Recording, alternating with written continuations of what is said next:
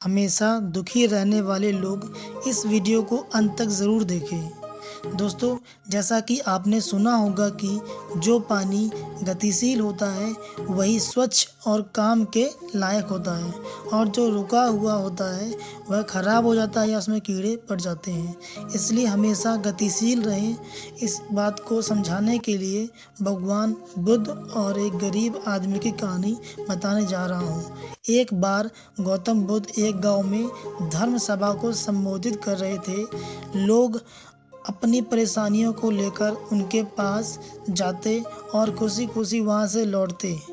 उसी गांव में सड़क के किनारे एक गरीब व्यक्ति बैठा रहता और धर्म सभा में जाने वाले लोगों को ध्यान से देखता। उसे बड़ा आश्चर्य होता कि अंदर तो बड़ा दुखी चेहरा लेकर जाते हैं, लेकिन जब वापस आते हैं तो बड़े प्रसन्न दिखाई देते हैं। और ये चीज़ें देखकर गरीब व्यक्ति बहुत आश्चर्यचकित हुआ।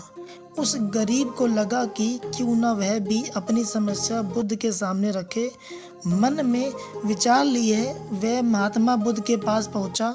वहां जाकर उस दुखी गरीब व्यक्ति ने देखा कि लोग पंक्तिबद्ध खड़े होकर उन्हें अपनी समस्या बता रहे थे और वह मुस्कुराते हुए सबकी समस्या को हल कर रहे थे।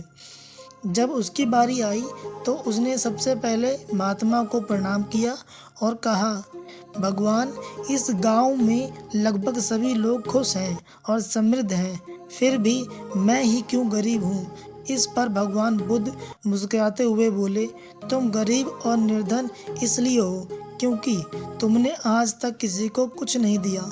आश्चर्यचकित होकर गरीब बोला, भगवान, मेरे पास दूसरों को देने के लिए क्या होगा।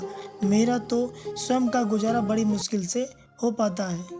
लोगों से भीख मांगकर मैं अपना पेट भरता हूँ। इस पर भगवान कुछ देर शांत रहे, फिर बोले, तुम बड़े अज्ञानी हो।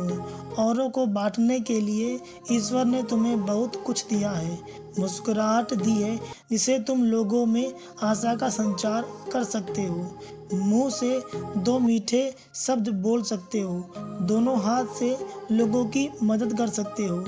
ईश्वर ने जिसको यह तीन चीज़ें दी हैं वह कभी गरीब और निर्धन नहीं हो सकता।